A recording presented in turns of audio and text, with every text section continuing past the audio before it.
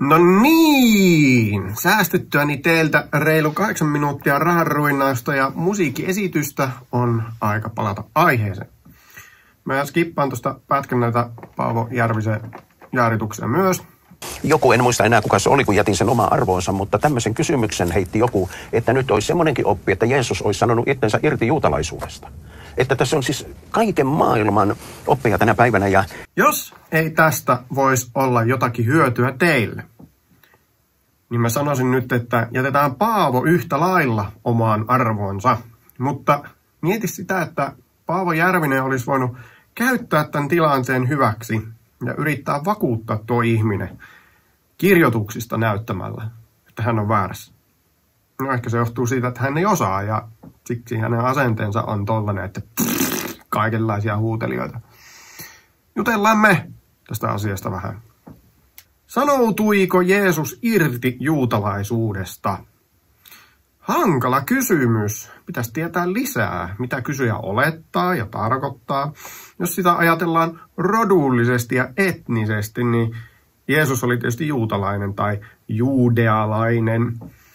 Miten sitä halutaankin tarkastella. Mutta kun mä itse ajattelen, että Jeesus on ihan konkreettisesti uusi Aadami ja ihmiskunnan reset-nappi, niin onko silloin oikein sanoa, että Jeesus oli tai on juutalainen?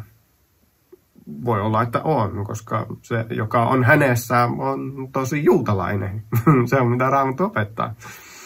Sillä ei se ole juutalainen, joka vain ulkonaisesti on juutalainen, eikä ympärileikkaus se, joka ulkonaisesti lihassa tapahtuu, vaan se on juutalainen, joka sisällisesti on juutalainen. Ja oikea ympärileikkaus on sydämen ympärileikkaus hengessä, ei kirjaimessa. Hän saa kiitoksensa ei ihmisiltä, vaan Jumalalta. Roomalaiskirja 2:28-29. Sillä oikeita ympärileikattuja olemme me, jotka Jumalan hengessä palvelemme Jumalaa ja kerskaamme Kristuksessa Jeesuksessa, emmekä luota lihaan. Filippiläiskirja 3:3. Katso, minä annan sinulle saatanan synagogasta niitä, jotka sanovat olevansa juutalaisia. Eivätkä ole, vaan valhettelevat. Katso, minä olen saattava heidät siihen, että he tulevat ja kumartuvat sinun jalkojesi eteen ja ymmärtävät, että minä sinua rakastan. Ilmestyskirja 3:9. Muistetaan myös, että Paavali kirjoittaa, sillä minä soisin itse olevani kirottu pois Kristuksesta veljeni hyväksi, jotka ovat minun sukulaisiani lihan puolesta, ovat israelilaisia.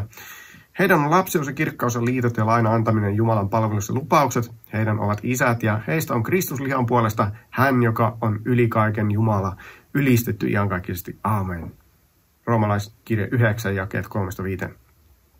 Eli kiinnitä huomiota tuohon, kun Paavali sanoi, että lihan puolesta. Kristus lihan puolesta. Se tarkoittaa, että jännää kyllä Jeesuksella on semmoinen asia kuin etnisyys. Ja yhtä lailla jännää on se, että se etnisyys ei tässä ole juutalainen, vaan israelilainen.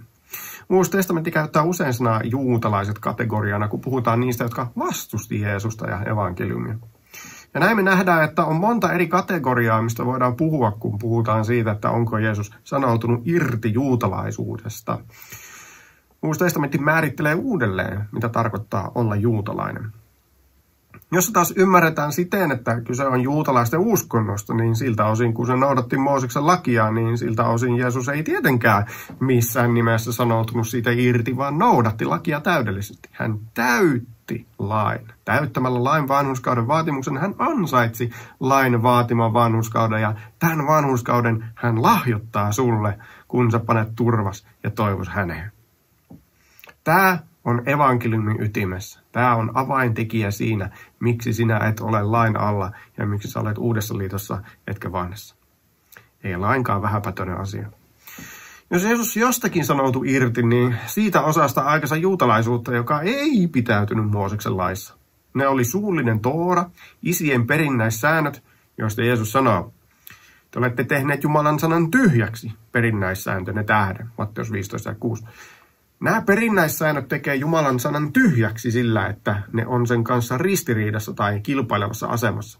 Ihmisille on hyvin tyypillistä nostaa traditiot arvoa arvaamattomaan ja sitten väittää, että ei meillä ole mitään traditioita. Sitä tämä Israel-vouhutuskin on.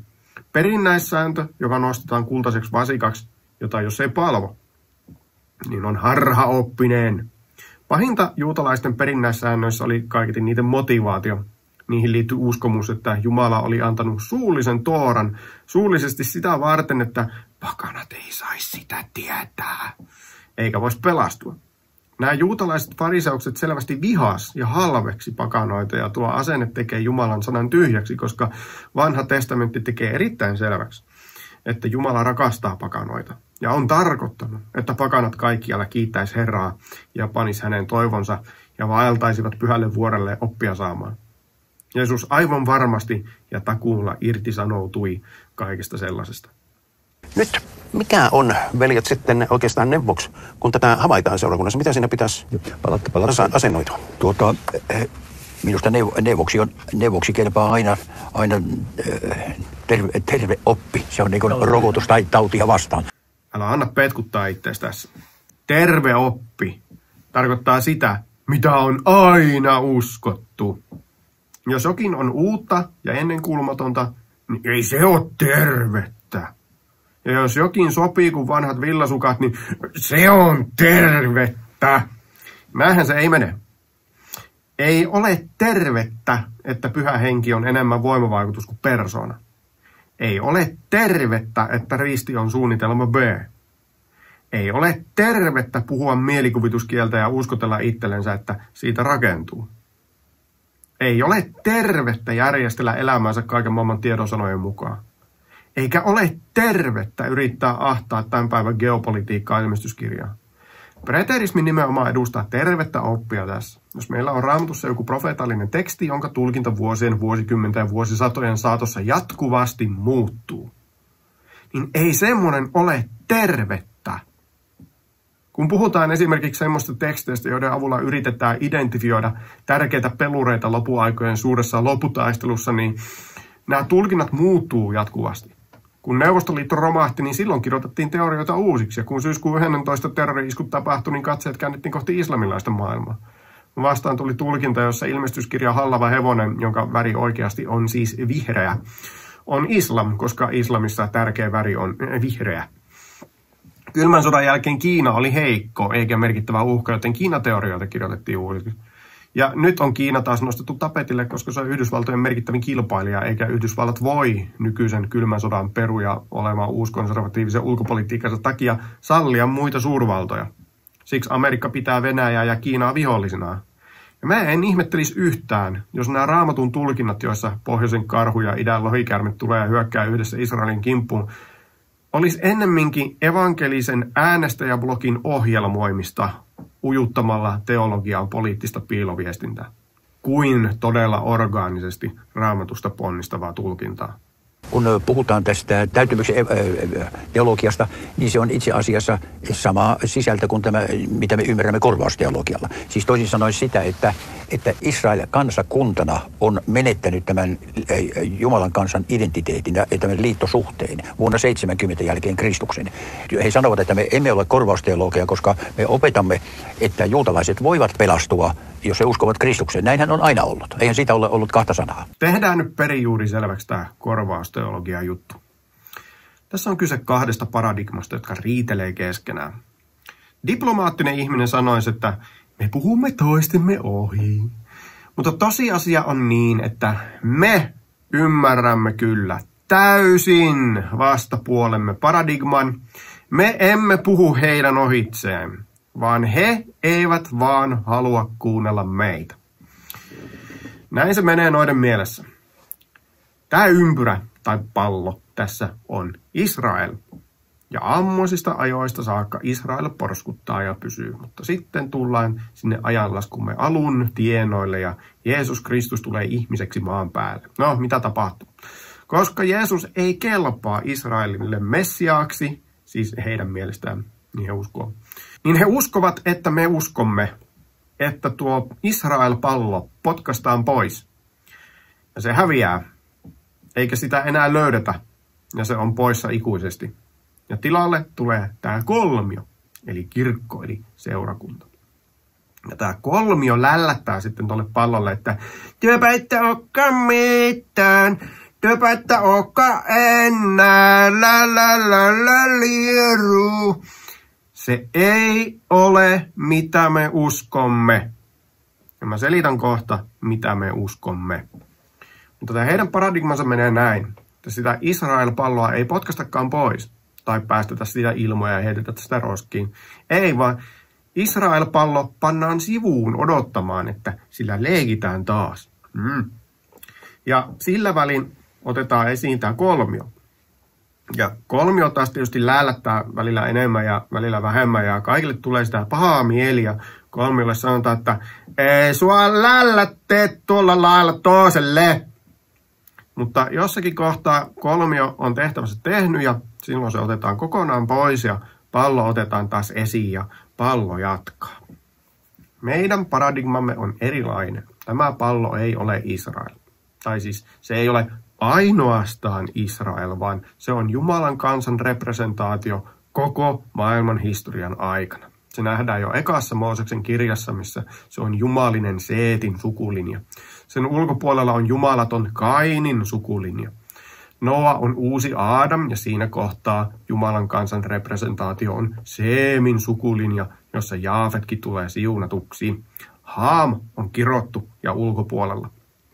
Baabelin tornin jälkeen paletti menee taas uusiksi ja Jumalan kansan representaatioksi tulee Abraham ja hänen klaaninsa tai heimonsa, hänen huoneensa, kuten Raamattu sen muotoilee. Ismael on sen ulkopuolella.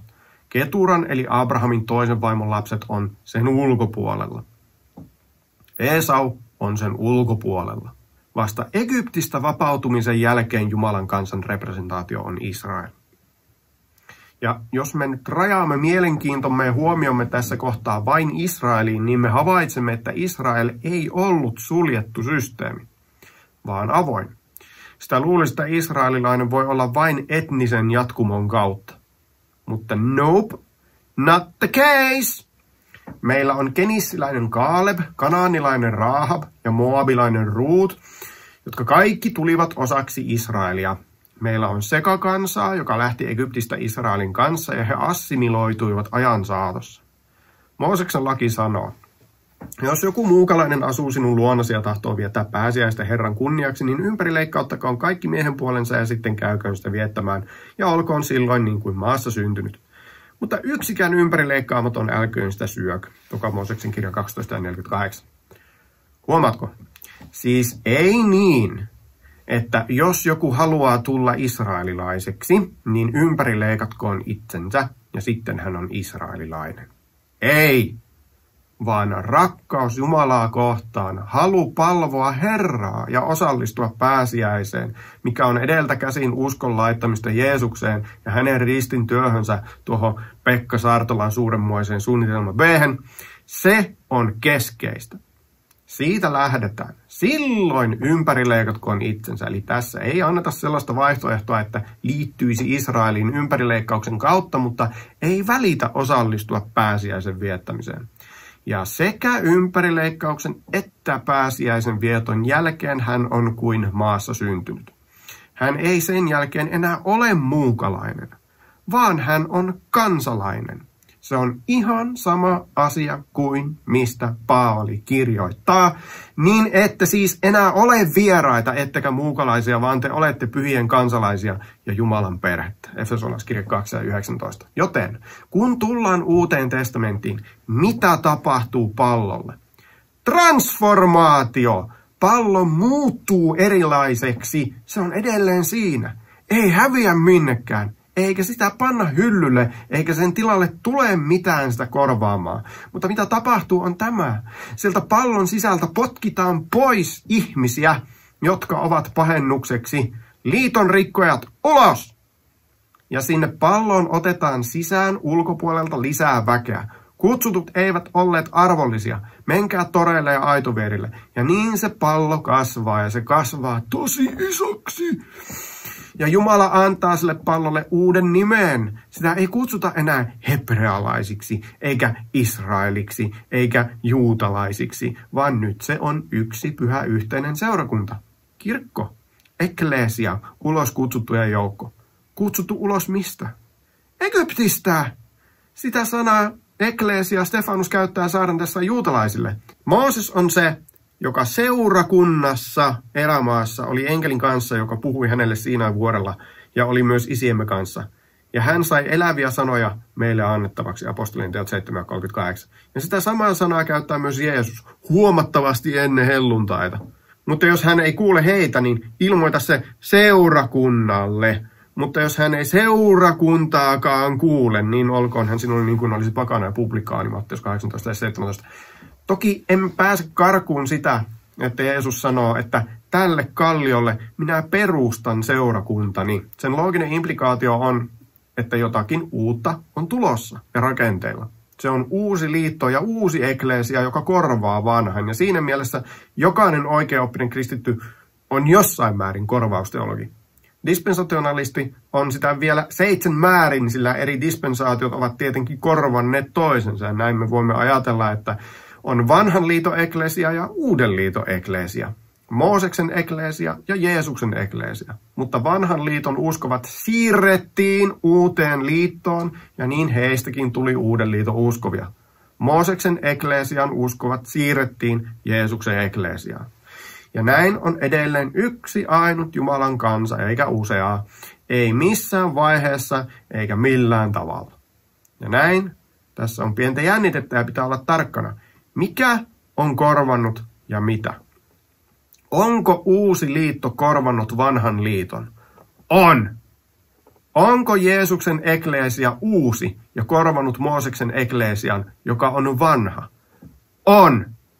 Onko uusi Jumalan kansa korvannut vanhan Jumalan kansan? Ei. Ei ole, sillä Jumalan kansa on yksi yhtenäinen jatkumo koko pelastushistoriassa.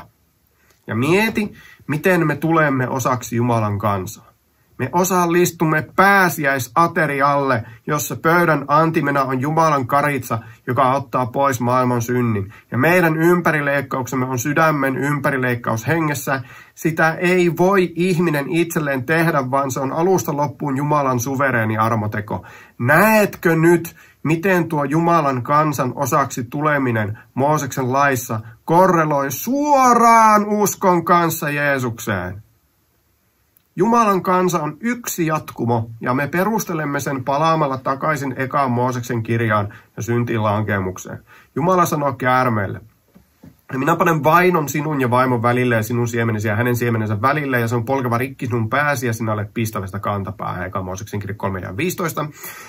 Tässä meillä on 2 siementä, käärmeen siemen ja vaimon siemen, ja näiden välillä on jännite koko pelastushistorian ajan, ja se nousee esiin eri tavoilla eri aikoina. Saatana käyttää välikappaleina eri ihmisiä eri tavoin tehdäkseen tyhjäksi Jumalan suunnitelman. Aabel on vaimon siemen ja Kain on käärmeen siemen, ja tappamalla Aabelin käärmeen siemen yrittää tuhota vaimon siemenen. Mutta vaimon siemen nousee kuolleista Seetissä, ja välillä on muut konstit käytössä. Abrahamin kohdalla käärmeen siemen ovat Faarao ja Abimelek, joiden kautta saatana yrittää korruptoida valitun vaimon Saaran. Ja Egyptissä käärmeen siemen yrittää tuhota kokonaisen sukupolven verran hebrealaisia poikavauvoja heittämällä ne Niiliin. Erämaassa käärmeen siemen on Bileam, joka yrittää saada ja saakin israelilaiset harjoittamaan haurautta moabilaisten naisten kanssa. Eli käärme yrittää tuhota tai korruptoida messiaanisen sukulinjan. Mutta aina se käärmeen suunnitelma menee ratkaisevalla tavalla myttyyn ja vaimon siemen säilyy. Ja kun tullaan Jeesuksen päiviin, niin käärmeen siemen identifioidaan hyvin eksplisiittisesti. Te käärmeet, te kyykäärmeitten sikiöt, te olette isästänne perkeleestä. Eivät Jeesus tai Johannes huvikseen tämmöisiä sanoja käytä, vaan he identifioivat käärmeen siemenen. Ja kun käärme on semmoinen pitkä luikero-otus, niin se vähän niin kuin luikertaa läpi koko maailman historiaa. Ja kun tullaan tiettyyn pisteeseen historiassa, niin siellä on sen pää. Ja helposti ajatellaan niin, että Jeesuksen voitto tässä asiassa, käärmeen pään murskaaminen, on pelkästään hengellinen asia. Ristin kuolemallaan hän murskasi käärmeen pään. Oh, halleluja! Se ajatus välittyy myös Mel Gibsonin Passion of the Christista, missä Jeesus oikeasti, tai siis Jim Caviezel leikisti, tappaa käärmeen polkemalla sen pään mäsäksin, muistaakseni Getsemanissa. Mutta unohtuu, että käärmeen siemen on konkreettisia ihmisiä. Mä uskon, että tuosta ekan Mooseksen kirjan tekstistä saa helposti sen mielikuvan, että kun vaimon siemen polkee rikki sitä käärmeen päätä, niin samalla se saa käärmeen hampaasta haavan kantapäähänsä. olisi nyt laittanut turvakengät jalkaan tai edes kumpparit. Mutta sen voi musta nähdä myös niin, että käärmeen siemen pistää ensin vaimon siemenen kuoliaaksi. Hän kuolee käärmeen pistokseen. Eikä se ole niin, että hän käppäli kaikessa rauhassa kukkealla nurmikentällä. Auts! Käärme puri! Eikä vastamyrkkyseerumia ole vielä keksitty, vai ei? Ei, vaan Jeesus antautuu vapaaehtoisesti pistettäväksi ja käärmeen pään murskaaminen tapahtuu nöyrän alistumisen ja tottelevaisuuden kautta. Ja sitten hän nousee kuolleesta ja kuolleesta noustuaan hän etsii käsinsä sen käärmeen, joka tämä hänelle teki, ja polkee sen hengiltä. Ja se toteutuu hyvin konkreettisesti siten, että vuonna 70 Jeesus hyvin konkreettisesti tuhoaa ne, joita hän on evankeliumeissa ja ilmestyskirjassa haukkunut kyykäärmeen sikiöiksi, perkeleen lapsiksi ja saatanan synagogaksi. Tuolle sukupolvelle, joka on käärmeen pää, kostettiin kaikki käärmeen metkut vanhurskaan Aabelin murhasta saakka. Ja näin käärmeen pää murskataan, ei vain hengellisesti, vaan historiallisesti. Sallikaa minun nyt hieman raottaa omaa suojakuortani ja vedota teihin. Minua rohkaisisi suunnattomasti se, että joku laittaisi kommenttia tuonne ja sanoisi, että minä ymmärrän nyt, mitä sinä tarkoitat. Ei tarvi olla samaa mieltä. Ei tarvi muuttaa mieltä siitä, mitä sä uskot. Mutta sanoisit vaan, että sä ymmärrät nyt, mitä mä tarkoitan. Ja lupaisit, että et enää puhu korvausteologiasta, kun se ei ole korvausteologiaa. Se ei ole mitään täyttymyksen teologiaakaan. Se on pelkkä vastareaktio. Ilman korvausteologiaa ei puhuttaisi mistään täyttymyksen teologiastakaan. Joten jos korvausteologia häviää, niin silloin täyttymyksenkin teologia häviää. Eikä siitä tarvi enää puhua. Mutta eihän kukaan nyt voi tätä myöntää ymmärtävänsä. Koska jos tämän todella ymmärtää, niin sitä ei oikein voi olla uskomatta. Ja sitten se olisi paradigmasiirtymän paikka ja se on pelottavaa ja vaarallista. Ainakin nämä herrat pöydän ääressä on sitä osastoa, että niille voi selittää tämän saman asian uudelleen ja uudelleen ja uudelleen. Ja ei, koska ne ei osaa tarkastella tätä asiaa minkään muun kuin oman paradigmansa kautta. Niillä tulee aina se kolmio omana erillisenä uutena juttuna. Nämä on liian vanhoja padavaneeksi. Tämä korvausteologian paradigma on myös totaalisen yhteensopimaton se oliivipuun kanssa, josta me puhuttiin osassa 4. Jos me todella opettaisimme korvausteologiaa, niin silloin meidän pitäisi opettaa, että sen oliivipuun tilalle tuli metsäoliivipuu. Ei oksastettu yhtään oksaa mistään minnekään, vaan se jalo oliivipuu hakattiin tykkänänsä ja heitettiin tuleen koko roska. Tai siitä hakattiin kaikki oksat pois, mutta runko jäi. Mutta eihän me niin opeteta, vaan se on se sama puu edelleen. Ja meidät, jotka emme olleet jalosta puusta, on todella oksastettu jaloon puuhun. Ja meistä on todella tullut sen jalon puun oksia. Samanarvoisia ja samaa hedelmää tuottavia kuin niistä jaloista oksista, jotka oli puussa ennen meitä. Ja mitä nämä käytännössä uskoa? Että puutarhuri lakkas 2000 vuodeksi kiinnittämästä huomiota siihen jaloon puuhun ja alkoi viljellä villioliivipuuta sen sijaan. Siihen saakka, kunnes sen 2000 vuoden päästä hän muistaa, että ai niin, olihan tuokin tuossa. Ja sitten se villioliivipuu lentää taivaaseen kuin avaruusraketti ja hän ottaa isot puutarhasakset tai pensasleikkuri ja kynii siitä jalosta puusta 2/3 pois. Sen jälkeen se villioliivipuu laskeutuu taas alas taivaasta ja kynitty jalo oliivipuu saa olla kaikkien puiden johtaja. Ei nämä oikeasti usko mihinkään oksastamiseen. Kun ne haluaa pitää Israelia ja pakanat erillään hamaan maailman tappiin saakka. Ei se ole oikeasti ole oksastettu yhtään mihinkään, vaan sä olet koira. Ja isännän pöydältä putoavat murut on sun perintöosassa. Eikö niin? Se on näin. Joo, mutta kansakuntana heidät on hylätty. Tämä ei taas sitten pidä vanhan testamentin ennustusten mukaan ollenkaan paikkansa. Tämä ei ole yhtään hyödyllistä, kun ei oteta yhtään esimerkkiä tarkasteluun niistä vanhan testamentin ennustuksista. Tämä on retorisesti ja älyllisesti samaa osastoa kuin se, että Raamattu sanoo, että ei saa pukeutua stretch-farkkuihin. Niin missä se sanoo? No kyllä mä sen tiedän, missä se niin sanoo, mutta katsos kun jos me otamme sen kohdan, missä sitä puhutaan, joka on 5. Mooseksen kirja 22 ja 11. Älä pue ylläsi vaatetta, joka on kudottu kahdenlaisista langoista, villaisista ja pellavaista sekaisin. Jos me tarkasteltaisiin sitä vähän syvemmin ja selvitettäisiin, että miksi se sanoo niin ja ymmärrettäisiin, että siinä on symbolisia merkityksiä, typologiaa ja stretchfarkut tehdään puuvillasta ja elastainista eikä villasta ja pellavasta, niin siinä kohtaa sä oot lakannut kuuntelemasta. Koska sä olet padavaniksi liian vanha. Eikä sua oikeasti kiinnosta enää oppia mitään. Etkä sä halua hyväksyä, että sä voit olla ja oletkin jossakin väärässä. Sama asia. Joten jossain päin vanhaa testamenttia Raamattu ennustaa, että ja missä? No siellä ja siellä. Okei, katsotaan. Ahaa, katsos kun tässä on tämmöinen symbolinen juttu ja tommonen hengellinen ulottuvuus ja näetkö miten se kutoutuu yhdeksi kokonaisuudeksi Kristuksessa ja näetkö miten me voidaan soveltaa sitä itseemme seurakuntana ja Jumalan kansana. Mutta ei kiinnosta, koska se on kaivaustehnologiaa.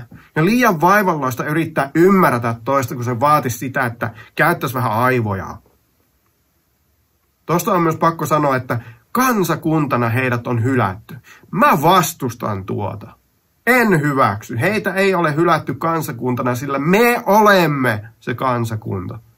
Jumalan kansa on aina ollut enemmän kuin etninen demografia, siten kuin se nykyään ymmärretään. Se on aina ollut enemmän kuin kansallisvaltio, siten kuin se nykyään ymmärretään. Siinä on aina ollut tämä hengellinen aspekti. Se on aina ollut armon väline Jumalan tuntemisen levittämiseen maailmassa. Se on aina ollut sitä, että Jumala on ottanut rikkinäisiä, syntisiä, mitään ansaitsemattomia ihmisiä ja ruvennut heidän Jumalakseen ja mennyt liittoon heidän kanssaan. Se oli silloin niin, se on nytkin niin. Mä en puhu kaikkien preteristien puolesta tässä asiassa, sillä on kaiketi joitakin, jotka uskoo roomalaiskirjeen 11. luvun puhuvan juutalaisten suuresta kääntymyksestä joskus tulevaisuudessa. Musta se ei ole johdonmukainen uskomus preterismin kokonaisoppisisältöä ajatellen, mutta miten vaan. Ja mä uskoisin, että nämä herrat pöydän ääressä myös uskoo saman tekstin nojalla samaa asiaa. Mutta siellä lukee näin. Sillä jos heidän hylkäämisensä on maailmalle sovitukseksi, mitä heidän armoihin ottamisensa on muuta kuin elämä kuolleista? 11 ja 15. Tässä on kohta, jossa puhutaan eksplisiittisesti Israelin hylkäämisestä. Mutta jos nämä herrat pöydän ääressä uskoo, että kaikki Israel jonakin päivänä pelastuu, siten kuin se yleisesti ymmärretään juutalaisten tulevana joukkokääntymisenä, niin silloin heidänkin on välttämättä uskottava, että Israel on hylätty. Koska tuossa se lukee. Toki se on väliaikainen hylkääminen, mutta hylkääminen joka tapauksessa. Kun se armoihin ottaminen tapahtuu, niin silloin se hylkääminenkin päättyy. Joten miten loogista on tuohtua siitä, että joku uskoo, että Israel kansakuntana on hylätty? Kuten itsekin uskotte niin. Te olette itse korvausteologeja, koska te uskotte, että seurakunta on Israelista erillinen entiteetti, joka on korvanut Israelin siksi aikaa, kun Israel on hylättynä. Sitä paitsi koko sen ajan, kun Israel on hylättynä, kuolee israelilaisia joka päivä. Israel on ollut hylättynä 2000 vuotta, joten paljon on helvetti saanut juutalaista lisää asukkaita. Kun tehän kuitenkin uskotte, että juutalainenkin pelastuu vain uskomalla Jeesukseen. Siitähän ei ollut kahta sanaa. Mä en itse pääse yli siitä, että se armoihin ottaminen tuntuu aika ontolta. Ja kollektiivinen pelastus jokseenkin merkityksettömältä. Kun se on kuin tulitikun pää, joka syttyy, mutta ei kuitenkaan polta koko tikkuun. Ei se ole kaikki Israel, joka pelastuu. Lisäksi Raamattu sanoo, minä sanon siis, ei kaiketi Jumala ole hyljännyt kansansa. Pois se, sillä olenhan minäkin israelilainen Abrahamin siementä Benjaminin sukukuntaa. Ei Jumala ole hyljännyt kansansa, jonka hän on edeltä tuntenut. Vai ettekö tiedä, mitä Raamattu sanoo kertomuksesta Eliaasta, kuinka hän Jumalan edessä syyttää Israelia? Roomalaiskirja 11, 1 ja 2. Eli näyttäisi joko siltä, että Raamattu on täysin sekopäinen, kirjat täynnä ristiriitoja, tai sitten tuossa hylkäämisessä on eri ulottuvuuksia, jotka pitää ottaa huomioon ennen kuin mennään tuohtumaan siitä, että joku muka uskoo, että Israel on hylätty. Tuossa tekstissä Paavali sanoo, että usko Jeesukseen on yksilön elämässä merkki siitä, että Jumala ei ole hylännyt häntä. Kansa koostuu yksilöistä. Tosi Jumalan kansa ovat Jumalan edeltä tuntemat.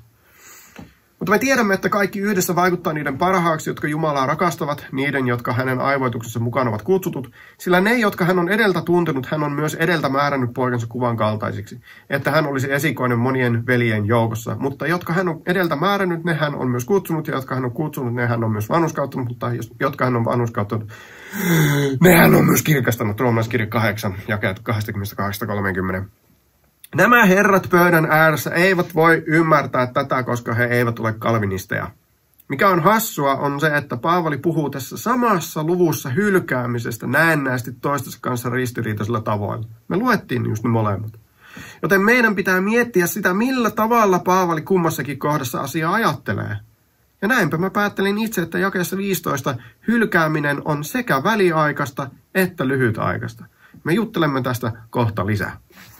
Ja myöskin tämä roomalaiskirjeen 11. luku, jossa Paavali sanoo näin, että minä sanon teille salaisuuden, paatumus on kohdannut osa Israelia ja se kestää, kunnes pakanoiden täysi luku pakanoita on tullut sisälle. Sitten on koko Israel pelastuva, tai niin kuin alkutekstin mukaan, niin on koko Israel pelastuva.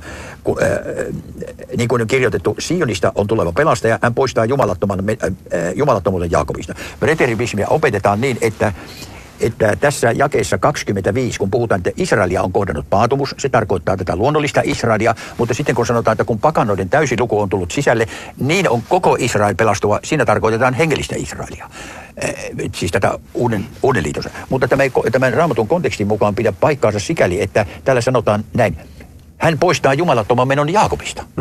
Tässä on se, että tämä ei ole hengellinen Israel, jonka paatumus päättyy, vaan hän Sionista on tuleva pelastaja.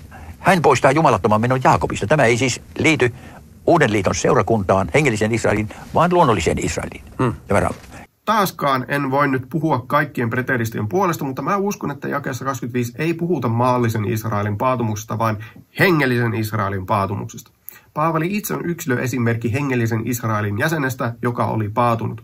Hänen paatumuksensa oirehti siten, että hän vihasi ja vainosi Jeesusta ja hänen seuraajiaan.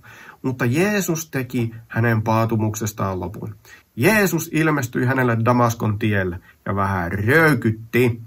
Jumala oli rakastanut Paavalia jo ennen kuin Paavali oppi tuntemaan hänet. Ja Jumala oli edeltä tuntenut Paavalin omanaan ja rakkaudessa predestinoinut hänet Jumalan pojan kaltaisuuteen. Ja nyt Paavali tekee työtä sitä varten, että myös muiden väliaikaisesti paatuneiden tosi-israelilaisten paatumus poistuisi. Hän uskoo ihan oikein olevansa sen välikappale, koska Jumala käyttää meitä välikappaleinaan suunnitelmansa ja säätämyksensä toteuttamiseksi. Paavali yrittää herättää paatuneita heimoveljiään kiivauteen evankelioimalla pakanoita niin, että näissä juutalaisissa, jotka alun perin hylkäsi Jeesuksen Messiana, heräisi tämmöinen "hei, mäkin haluun" reaktio, kun he näkee pakanoiden tulevan sisälle pelastukseen ja he tekisivät parannuksen. Ja näin heistäkin osoittautuisi, että he olivat kaiken aikaa tosi israelilaisia, joita oli vain väliaikaisesti kohdannut paatumus. Mutta mitä tapahtuu väärille israelilaisille, jotka ei syty kiivauteen Paavalin tarkoittamalla tavalla, vaan eri tavalla? Semmoisella tavalla, joka vainoaa vaan kahta pahemmin. Mitä tapahtuu niille, jotka lopulta eivät usko? Niille, joista osoittautuu, että heitä Jumala ei ole edeltä tuntenut ominaan. Ne hävitetään kansasta. Sillä Mooses on sanonut, profeetan minun kaltaiseni Herra on teille herättävä veljenne joukosta, häntä kuulkaa kaikessa, mitä hän teille puhuu. Ja on tapahtuva, että jokainen, joka ei sitä profeettaa kuule, hävitetään kansasta. Apostolien teot 3, jakeet 22 ja 23. Näille herroille pöydän ääressä ja muilla samalla tavalla ajatteleville ei yksinkertaisesti ole sellaista asiaa. He syyttää meitä siitä, että on muka valtava määrä tekstejä, jotka ei tarkoita enää mitään. Ja hyvä, jos 3. raamatusta jää jäljelle, mutta yhtään konkretiaa niissä väitteissä ei koskaan ole. Mutta mulla sen sijaan on tässä jälleen yksi hyvin konkreettinen esimerkki siitä, miten heidän järjestelmänsä tekee tyhjäksi sen, mitä Raamattu sanoo, eikä se tarkoita sen jälkeen enää mitään. Sen jälkeen, kun se profeetta eli Jeesus on tullut ja hän on käskenyt niitä, joilla on korva kuulemaan, niin se on tosi radikaali valinnan paikka. Ja se valinta ratkaisee, oletko sinä osa kansaa vai et.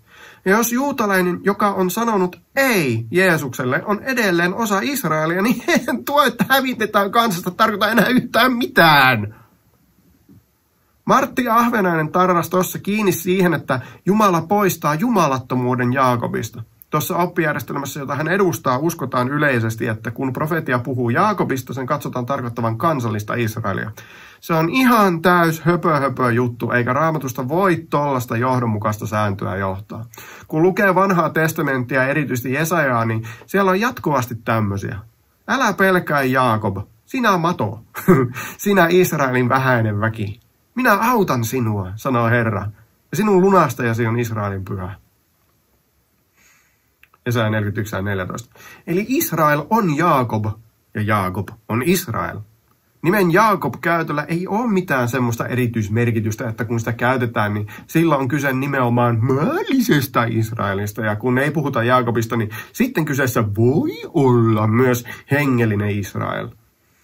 En nyt muutenkaan ymmärrä, mitä hyötyä siitä noiden herrojen edustamalle systeemille edes on, kun niille Israel on aina Israel. Ja seurakunta on seurakunta. Eikä seurakunta ole Israel. Mä väitän, että erottelu maallisen ja hengellisen Israelin välillä on anakronistista nykyaikaisen kansallisvaltion mallin sälyttämistä raamatullisen asian päälle. Oikeastaan, jos tarkkoja ollaan, niin mä en usko, että Raamattu itse tekee mitään eroa maallisen ja hengellisen Israelin välillä, vaan se ero on niiden välillä, jotka ovat todella Israel ja niiden, jotka eivät todella ole Israel. Ja Jumala tutkii Israelia ja havaitsee siellä ne, jotka eivät ole todella Israelia ajalla ja tavallaan hän hävittää sieltä ne, jotka eivät todella ole Israel. Tällöin ne, jotka ovat todella Israel, ovat sekä maallinen että hengellinen Israel. Nyt pakkaa sekoittamassa on tuolla Lähi-idässä sijaitseva Israel-niminen nykyaikainen kansallisvaltio, mutta se ei ole sama asia, vaan se on ainoastaan todellisen Israelin mukaan nimetty feikkikopio. On meillä täällä Porissakin Kaanaa, tuossa kivenheiton päässä Yyteristä. Ja jossain Ilomantsi ja Tuupovaaran välimailla Pohjois-Karjalassa on Jerusalemi. Ei ole sama asia. Eikä se, että sillä on sama nimi, tarkoita mitään. Toinen esimerkki Jesajan luvusta 41. Mutta sinä Israel, minun palvelijani, sinä Jaakob, jonka minä olen valinnut, Abrahamin minun ystäväni siemen. Jesaja 41:8. Vertaa tota siihen, mitä Paavali kirjoittaa Galatalaiskirjassa. Mutta nyt lausuttiin lupaukset Abrahamille ja hänen siemenelleen. Hän ei sano ja siemenille ikään kuin monesta, vaan ikään kuin yhdestä. Ja sinun siemenellesi, joka on Kristus. Galatalaiskirja 3:16. Israel on Jaakob ja Jaakob on Abrahamin siemen. Ja Abrahamin siemen on Paavalin mukaan Kristus. Tämä Martti Ahvenaisen väite, että puhuttaessa Jaakobista puhutaan maallista Israelista, ei pidä paikkaansa. Ei ole totta. Se on roskapuhetta. Se on dispensationalismin inhaa hapatusta. Toinen juttu. Me emme tarkasti tiedä, mitä Raamatun kohtaa Paavali lainaa kirjoittaessa roomalaiskirjan 11. luvussa jakeessa 26 ja 27. Ja niin kaikki Israel on pelastava, niin kuin kirjoitettu on. Sionista on tuleva pelastaja, hän poistaa jumalattoman menon Jaakobista, ja tämä on oleva minun liittoni heidän kanssaan, kun minä otan pois heidän syntinsä. Vallitseva tulkinta tai eräs sellainen lienee se, että Paavali fuusaa yhteen kaksi Raamatun kohtaa. Nämä. Mutta Sionille se tulee lunastajana niille Jaakobissa, jotka synnistä kääntyvät, sanoo Herra. Ja tämä on minun liittoni heidän kanssansa, sanoo Herra, minun henkeni, joka on sinun päälläsi, ja minun sanani, jonka minä suuhusi panen, eivät väisty sinun suustasi, eivätkä lastesi suusta, eivätkä lastesi lasten suusta, sanoo Herra, nyt ja iankaikkisesti. Jesaja 59, 20 ja 21. Ja sen sijaan, että Paavali jatkaisi sillä, mitä tuo kohta sanoo, hän pomppaakin lukuun 27. Sen tähden sovitetaan Jaakobin pahat teot, sillä, ja se on hänen syntiensä poistamisen täysin hedelmä, että hän tekee kaikki alttarikivet rikottujen kalkkikivien kaltaisiksi, eivät kohoa enää aserakarsikot, eivätkä auringon patsaat. Jesaja 27 ja 9. Huomaa, että lunastaja tulee niitä varten Jaakobissa, jotka kääntyvät synneistään. Se on täysin kalvinismin 3. opinkohdan rajatun sovituksen mukaista. Tuo liitto heidän kanssaan on liitto pyhässä hengessä. Ei ole, eikä tule olemaan uudempaa liittoa kuin se uusi liitto, mikä meillä on Jeesuksessa. Ja seurakunnan päälle pyhä henki nimenomaan vuodatettiin helluntai-päivänä. Ja hengellä täytetylle herroille siinä pöydän ääressä vieläpä 2 verroin. Lopuaikojen suuri henken vuodatus, eikö niin? Se, mikä on mielenkiintoista, on se, että noissa 2 tekstissä, mitä Paavalin katsotaan lainaavan, ei puhuta siitä, että Jumala poistaa jumalattomuuden joko ominaisuutena tai siten, että jumalattomat ihmiset konkreettisesti poistetaan, tuhotaan ja tapetaan. Mutta silti Paavali sujauttaa sen ajatuksen sinne, ja mä uskon, että se tulee Raamatun kokonaisilmoituksesta. Ei ole siis välttämättä edes reilua yrittää rajata Paavalin lainaamia kohtia noihin kahteen, vaan voi olla reilumpaa todeta, että Paavali lainaa Jesajan kirjan sanomaa kokonaisuutena. Ja sieltähän löytyy tämmöisiä. Sion lunastetaan oikeudella ja sen kääntyneet vanhurskaudella, mutta luopiot ja syntiset saavat kaikki turmion, ja ne, jotka hylkäävät Herran, hukkuvat. Jesaja 1, 27-28. Kyllä, niille, jotka hylkäävät Jeesuksen Messiana, käy ihan oikeasti tosi pahasti. Jumalattomuuden poistaminen Jaakobista tarkoittaa sitä, että jumalattomuus ominaisuutena poistetaan. Ja ihmiset saa Pyhän Hengen armotekona uuden sydämen ja Kristuksen mielen ja tekee parannuksen ja uskoo Jeesukseen ja ottaa hänet vastaan. Mutta se on myös sitä, että jumalattomat ihmiset poistetaan kansasta ja tuhotaan. Joo, ja sitten kun katsomme Vanhan testamentin ennustuksia, niin se on aivan selvää, että Jumala ei ole hylännyt tätä liittosuhdetta. Juutalaiset ovat aina pelastuneita tulevaisuudessakin uskomalla Kristukseen, mutta heillä siitä huolimatta on niin kuin kansakuntana tietty erityisasema. Ja kun mä katson Vanhaa testamenttia ja sitten Uutta testamenttia ja sitten taas Vanhaa testamenttia Uuden testamentin valossa, niin se on aivan selvää, että vanha liittosuhde on kadonnut ja uusi liittosuhde on tullut sen sijaan. Ja siinä liittosuhteessa ei voi olla, jos ei usko Jeesukseen. Tuo, mitä Martti sanoo, on vastoin Raamattua, joka sanoo. Sanoessaan uuden, hän on julistanut ensimmäisen liiton vanhentuneeksi, mutta se, mikä vanhenee ja käy iälliseksi, on lähellä häviämistä. Hebrealaiskirja 8:13. Se, mitä Martti Ahvenainen sanoo, on, että vanha liitto on edelleen voimassa. Jos Jumala ei ole hylännyt tätä liittosuhdetta, niin silloin sen liiton, jonka puitteissa se liittosuhde voi olla, on oltava edelleen voimassa. Juutalaisilla ei ole kansakuntana mitään erityisasemaa, kun se erityisasema on niille, jotka uskoo Jeesukseen. Ne, jotka uskovat Jeesukseen, muodostavat uuden liiton kansakunnan. Se on mitä Pietari kirjoittaa.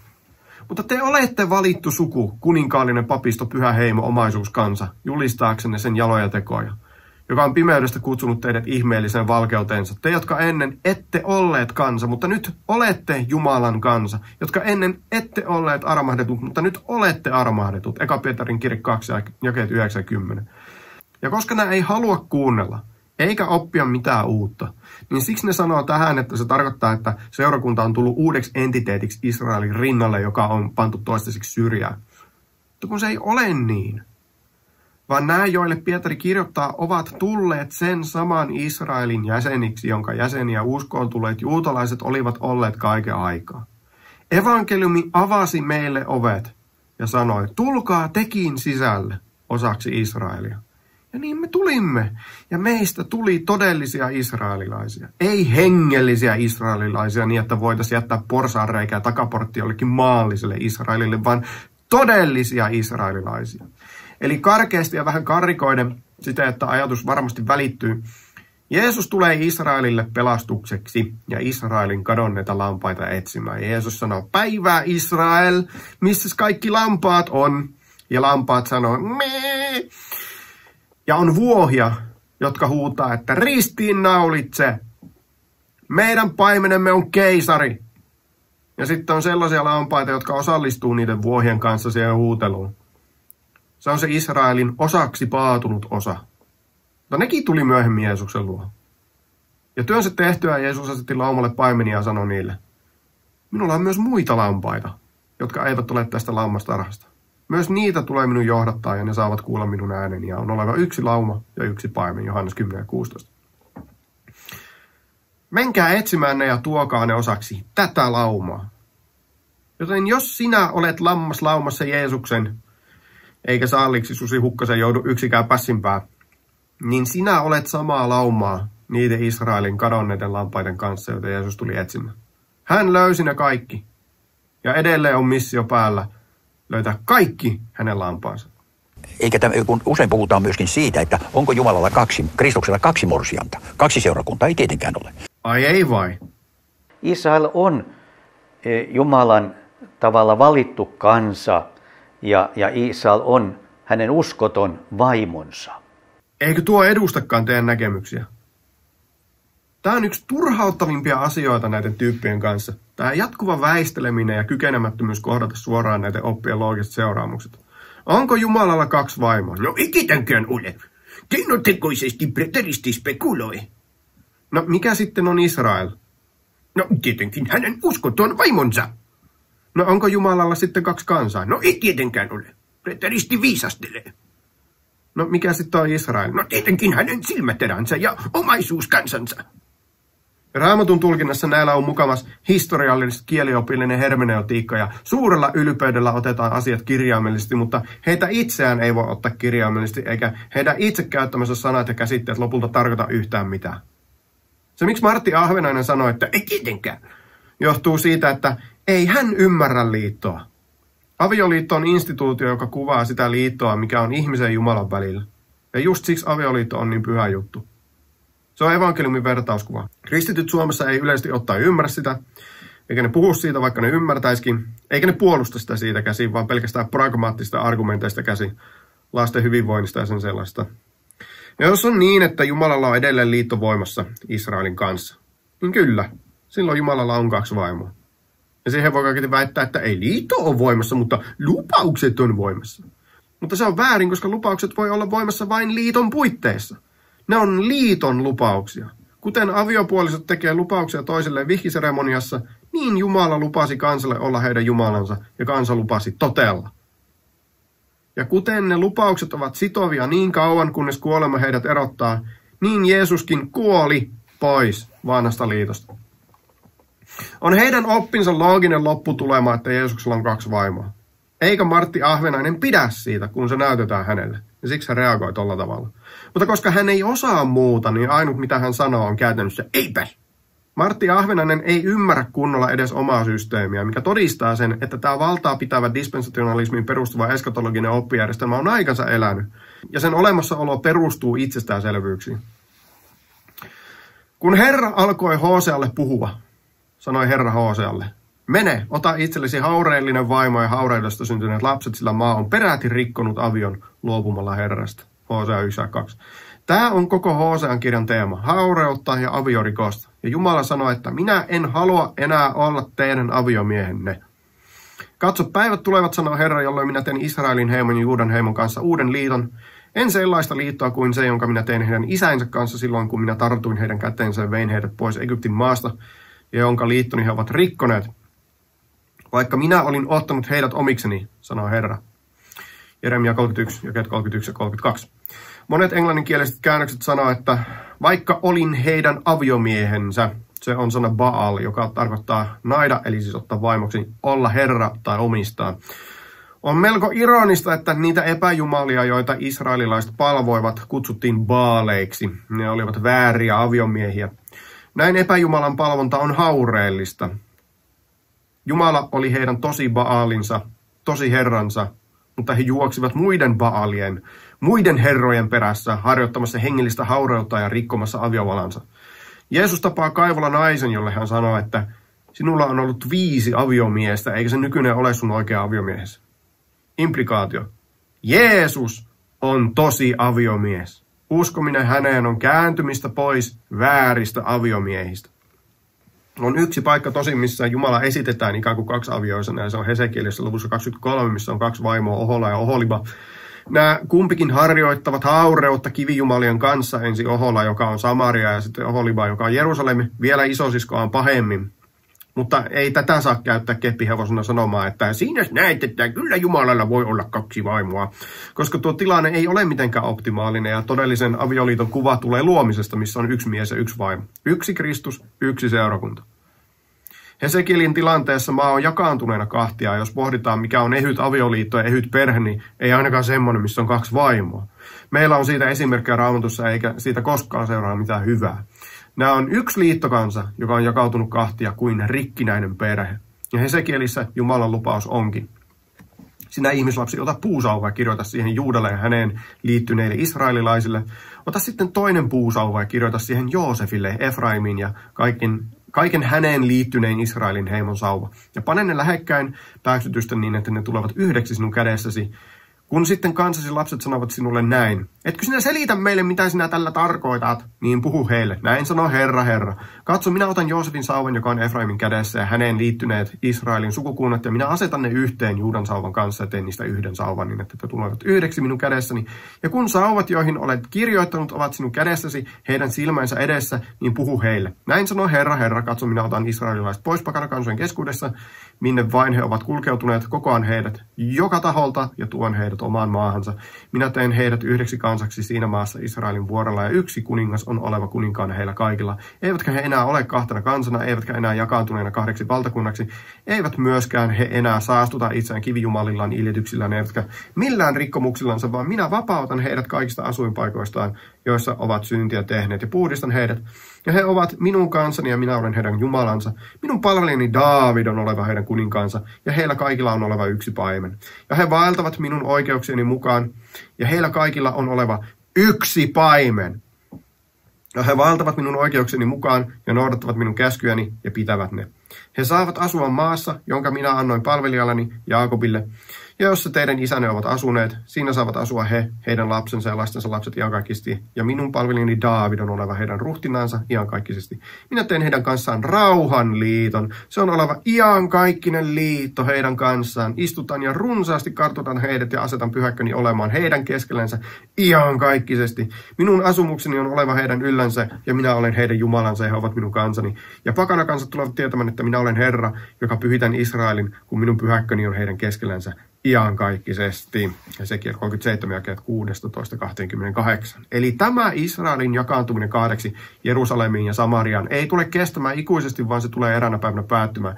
Ja Pekka Sartola tietysti uskoo ja opettaa kaikenlaisia villejä, paikkansa pitämättömiä juttuja Israelin 10 kadonneesta heimosta, mutta tosiasia on, että Jeesuksenkin aikaan oli tiedossa Israelin 10 mukamas kadonneen heimon jäseniä, kuten Hanna, Fanuelin tytär Asserin sukukunnasta, joka palveli temppelissä, Luukas 2.36.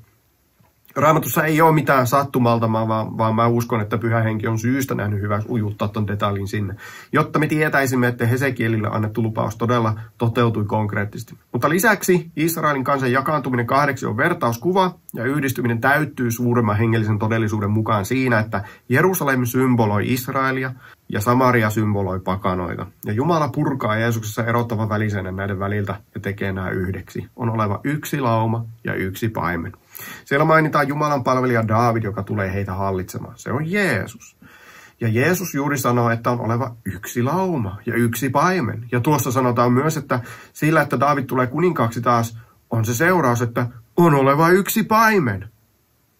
Jeesus ottaa suoraan täältä Hesekielin 37. luvusta sen, kun hän sanoi, että on oleva yksi lauma ja yksi paimen. Johanneksen evankeliumissa luvussa 10, jonka me äsken luimme. Ja huomaa uusi liitto. Se on uusi liitto Jeesuksen veressä. Ei ole muuta eikä parempaa uutta liittoa, eikä sellaista uutta liittoa, jota vielä odotetaan. Muuten olisi toinen avioliitto ja olisi toinen vaimo, joka jossain tulee odottaa. Ja Jeesuksen pitäisi kuolla uudelleen, koska tätä nykyistä uutta liittoa, uudempi liitto voi olla vain, jos hän kuolee pois tästä liitosta. Eikä voi olla useampaa liittoa päällä yhtä aikaa, koska silloin Jumala olisi moniavioinen. Paavali kirjoittaa, vai ettekö tiedä, veljet, minä puhun lain tunteville, että laki vallitsee ihmistä niin kauan kuin hän elää. Niinpä sitoo laki naidun vaimon hänen elossa olevaan miehensä, mutta jos mies kuolee, on vaimo irti tästä miehen laista. Sen tähden hän saa aviorikkojen nimen, jos miehensä eläessä antautuu toiselle miehelle, mutta jos mies kuolee, on hän vapaa siitä laista niin, ettei hän ole aviorikkoja, jos menee toiselle miehelle. Niin veljeni, teidätkin on kuoletettu laista Kristuksen ruumiin kautta, tullaksenne toisen omiksi häneen, joka on kuolleista herätetty, että me kantaisimme hedelmää Jumalalle, Roomalaiskirja 7, jakeet 1-4. Jeesuksen kuolema päättää vanhan avioliiton niin, että kansa vapautuu kuulumaan toiselle, sille, joka on herätetty kuolleista. Jeesuksen ristin kuolema, tuo Pekka Sartolan suuremmoinen suunnitelma B, on ehdottoman välttämätön, että voisi olla uusi liitto. Eli jos Israelille on edelleen lupauksia voimassa, joku erityisasema maailman lopussa, niin silloin Israelilla on edelleen liitto voimassa, mikä tarkoittaa sitä, että Jeesuksen ristinkuolema ei lopettanut sitä, eikä uusi liitto korvannut sitä, vaan Jumala on edelleen naimisissa vanhan liiton kanssa, mikä tekee Jumalasta kaksivaimosen, eikä niin voi olla, koska Ja silloin ei enää kukaan opeta kansalaistaan eikä veli veljään sanoen tunne Herra, sillä he kaikki pienimmästä suurimpaan tuntevat minut, sillä minä annan anteeksi heidän vääryytensä enkä muista heidän syntejään. Sanoessaan uuden, hän on julistanut ensimmäisen liiton vanhentuneeksi, mutta se, mikä vanhenee ja käy iälliseksi, on lähellä häviämistä. Ja Hebrealaiskirje 8, jakeet 11-13. Tuossa Hebrealaiskirjeen kohdassa kirjoittaja lainaa sitä Jeremian kohtaa, jossa siitä uudesta liitosta puhutaan. Se on tuossa samassa luvussa 31, josta me just luimme katkelman. Lukekaamme sitä hieman enemmän, niin me näemme, että tuo lainaus on sieltä. Katso, päivät tulevat, sanoo Herra, jolloin minä teen Israelin heimon ja Juudan heimon kanssa uuden liiton. En sellaista liittoa kuin se, jonka minä tein heidän isänsä kanssa silloin, kun minä tartuin heidän käteensä ja vein heidät pois Egyptin maasta, ja jonka liittoni he ovat rikkoneet, vaikka minä olin ottanut heidät omikseni, sanoo Herra. Vaan tämä on se liitto, jonka minä teen Israelin heimon kanssa niiden päivien tultua, sanoo Herra. Minä panen lakini heidän sisimpäänsä ja kirjoitan sen heidän sydämiinsä. Minä olen heidän Jumalansa. Ja niin minä olen heidän Jumalansa, ja he ovat minun kansani. Silloin ei enää toinen opeta toistensa eikä veli veljäänsä, sanoen tuntekaa Herra. Sillä he kaikki tuntevat minun pienimmästä suurimpaan, sanoo Herra. Sillä minä annan anteeksi heidän rikoksensa, enkä enää muista heidän syntejänsä. Jeremia 31, jakeet 31-34. Kun tuo liitto astuu voimaan, sanoo Hebrealaiskirja, silloin vanha liitto väistyy. Ja olen sanonut edellisissä videoissani ja sanon taas, Jeremian ennustama uusi liitto tehdään Israelin heimon kanssa.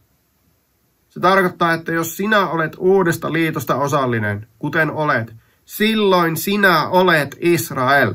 Jos se ei ole niin silloin Jeesuksen sanat, tämä on uusi liitto minun veressäni, ei kytkeydy mihinkään vanhassa testamentissa, eikä täytä mitään vanhassa testamentissa ennustettua, vaan on irrallinen ja arbitraarinen asia.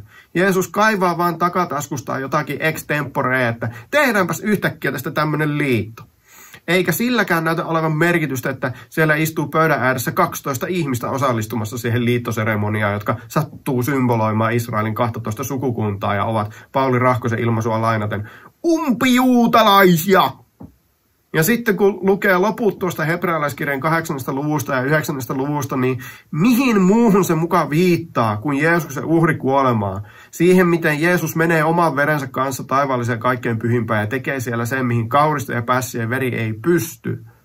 Tästä ei pääse yli eikä ympäri, vaan ainut uusi liitto on uusi liitto Israelin heimon kanssa ja Jeesuksen veressä, kuten Jeremia ennustaa, kuten Jeesus todistaa, kuten Hebrealaiskirja vahvistaa. Ja sama uusi liitto on se, mistä Jesaja kirjoittaa, että tämä on minun liittoni heidän kanssaan.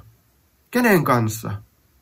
No niiden kanssa, niiden Jaakobissa, jotka kääntyvät synneistään. On toinenkin mekanismi, joka päättää avioliiton, ja se on aviorikos, jota ei anneta anteeksi, vaan josta annetaan erokirja. Jeesus sanoo, on sanottu, joka hylkää vaimonsa, antako hänelle erokirja. Mutta minä sanon teille, jokainen, joka hylkää vaimonsa muun kuin huoruuden tähden, saattaa hänet tekemään huorin, ja joka nai hyljätyn tekee huorin. Matteus 5:31-32. Ja kuinka ollakaan, Jumala puhuu Jeremian kautta. Ja minä näin, että vaikka minä olin lähettänyt pois tuon luopiovaimon Israelin juuri sen tähden, että hän oli tehnyt aviorikoksen ja olin antanut hänelle erokirjan, ei kuitenkaan uskoton Juuda hänen sisarensa pellennyt, vaan meni ja harjoitti haurautta hänkin. Jeremia 3:8. Eli Jumala on ottanut ainakin yhden avioeron itse.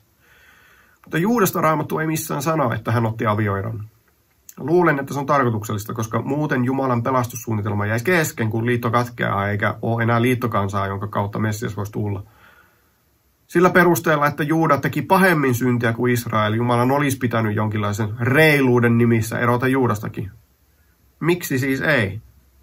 Mutta palvelijansa Daavidin tähden Herra ei tahtonut tuhota Juudaa, koska hän oli luvannut antaa hänelle ja hänen pojilleen lampun ainiaksi. Toka kuningasten kirja 8 ja 19. Tämä on Jumalan omistautuminen ja liittouskollisuus Juudaa kohtaan, joka on voimassa koko vanhan liiton ajan aina Jeesuksen saakka, joka on Daavidin poika ja Daavidin lampun kantaja iankaikkisesti. Eikä hän luovuta sitä enää eteenpäin. Siksi Jumala ei eroa Juudasta samalla tavalla kuin Israelista, vaan kuoleman kautta. Ja nyt kun hän on ensinnäkin eronnut, niin palaako hän takaisin naisen luo, josta on eronnut tämän uskottomuuden takia? Ei! Tai sanotaan kuten Paavali, pois se! Se olisi haureellista, älkää tehkö Jumalasta haureellista. Ja jos hän on kuollut pois vanhasta liitosta, niin kuinka hän voi ylösnouseena palata takaisin sen naisen luo, josta hän kuoli pois, kun emme mekään ylösnousemuksessa enää vanhojen aviopuolisoidemme luokse palaa? Te ette ymmärrä kirjoituksia. Mutta meillä on seurakunnassa, meillä on yksi seurakunta, mutta siellä on erilaisia jäseniä. Siellä on vanhemmisto, diakonit, lähetyssaarnaajat ja muut, mutta eivät ole missään eri asemassa. Ja myöskin juutalaiset pelastuvat samalla tavalla kuin pakanatkin, mutta heillä on kuitenkin oma erityistehtävänsä kansojen joukossa tulevaisuudessa, kansojen päällä. Ei tässä mitään ristiriitaa olla, mutta se on niin kuin keinotekoisesti spekuloidaan sille, että onko Kristuksella kaksi morsia. Aivan niin kuin olisi heilajaiset tähän morsiin. Miten Kristusruumiin jäsenten eri roolit ja tehtävät voi vertautua siihen, että on joku toinen porukka, joka ei ole Kristusruumiin jäsen ensinkään, mutta on silti mukamassa liittosuhteessa? Ei tuo toimi. Tuo on ihan kelvoton vertaus. Ei paatuneena palloilu pelastuksen ulkopuolella ole mikään Kristusruumiin jäsenen rooli. Eikä tämä ole mitään keinotekoista spekulointia, vaan on selkeä teologinen kategoria nimeltään liitto. Ja liitto toimii jollakin tavalla, ja liittoon liittyy joitakin asioita, ja liitolla on vertauskuva, joka on avioliitto. Ja näiden asioiden valossa looginen lopputulos on se, että Jeesuksella on nyt vaimo, joka on seurakunta, ja piilossa jossakin kaapissa jalkavaimo, jonka hän kaivaa sieltä esille lähetettyä vaimonsa ensin lomille. Tuo on ällöttävää. Te teette Jeesuksesta haureellisen. Nyt tämä dispensationalistinen oppijärjestelmä, se on lihantekoja. Se, miksi te kavahdatte, kun joku sanoo teille päin naamaa, että teidän systeemissänne Jeesuksella on kaksi vaimoa, johtuu siitä, että teidän systeeminne on pöhkö, ja te itsekään ette ymmärrä sitä, ettekä muutenkaan mistään mitään. Martti Ahvenainen mainitsi tuossa yhden avainkonseptin, eli sen, että Israelilla on erityisasema kansojen päänä. Se on tosiaan dispensationalismin perusoppi, ja se perustuu semmoisiin raamatun kohtiin kuin esimerkiksi Jesaja 2:2. Aikojen lopussa on Herran temppelin vuori seisova Aikojen lopussa on Herran temppelin vuori seisova vahvana, ylimmäisenä vuorista kukkulasta korkeampana, ja kaikki pakanakansat virtaavat sinne.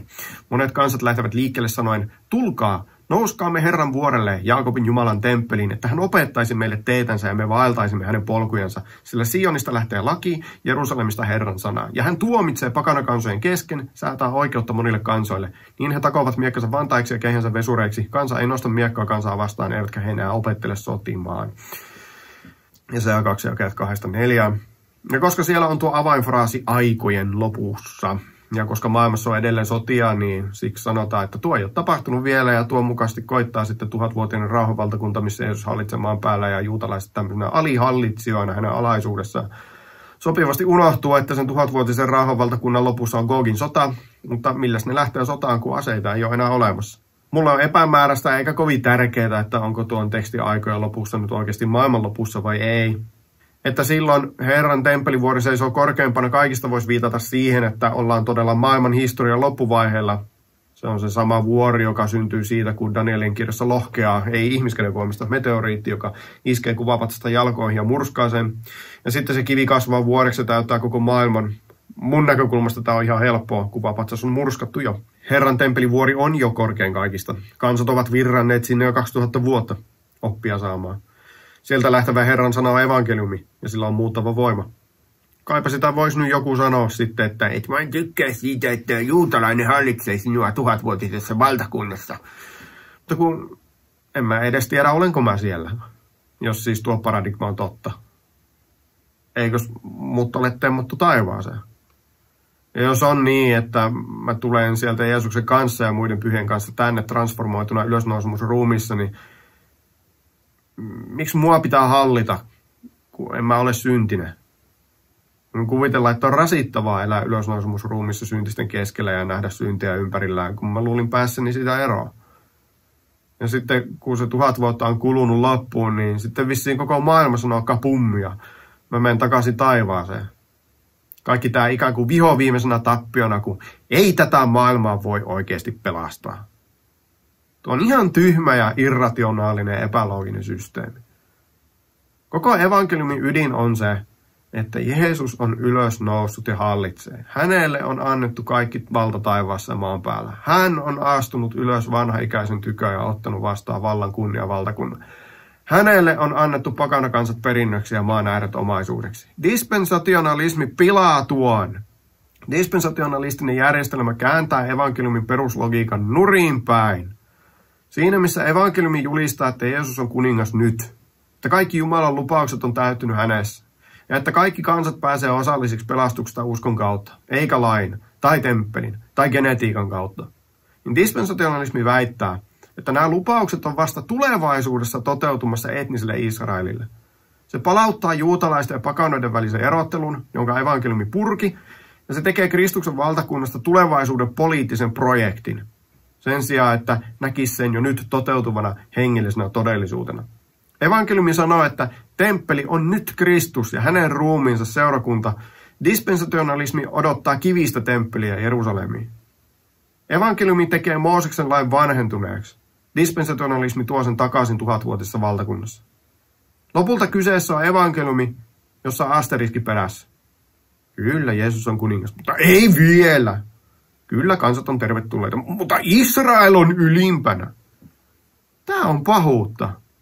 Mä suosittelen kääntymään pois tästä kammottavasta systeemistä, joka pilkkaa avioliittoa, halveksii evankeliumia, nostaa Israelin kultaisen vasikan kaiken muun yläpuolelle ja orjuuttaa riivaajien oppien ikeen alle ne, jotka ei halua uskoa samoja juttuja kuin he. Tämä on ihan hirveätä low IQ-roskaa, johon uskovat ei ole hyviä teologeja, koska he ei edes ymmärrä, mihin heidän systeeminsä johtaa. Kiitos taas, kun jaksoit kuunnella. Pannaan taas poikki, kun puheenvuoro vaihtuu. Pekka Sartola jatkaa taas tästä, joten päästään taas koskemaan Herran voideltuun ensi kertaan senkin. Mokomat!